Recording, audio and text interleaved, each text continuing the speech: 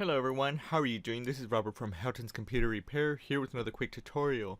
In this tutorial I'll be showing you how to uninstall Filezilla in Windows 10. Now technically you had problems with Filezilla Client or you just do not like Filezilla period. So you want to use a different program, this is pretty much how this video is for. But for the rest I'm going to go ahead and jump right into this video tutorial.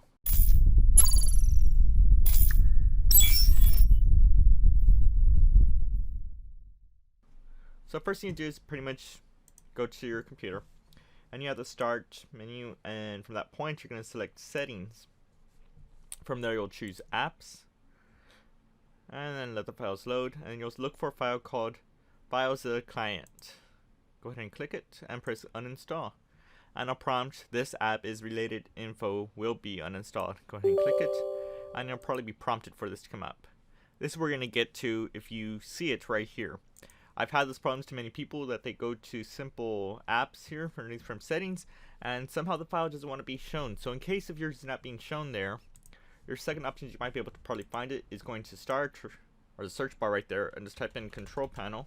I just typed in control and then go to programs and features, and then you'll look for the file, and there it is right here called Filezilla Client. Go ahead and click the uninstall. You should get to the same location. You'll probably be prompted for this. Go ahead and press yes and just click the uninstall button, and that's pretty much it. And thank you for watching from Houghton's Computer Repair, and I will see you on the next video. Thanks for watching, guys. If you disliked this video, then hit that button, but if you like it and you want to see more, hit that like button, get subscribed, comment, and tell us what other tech videos you want to see.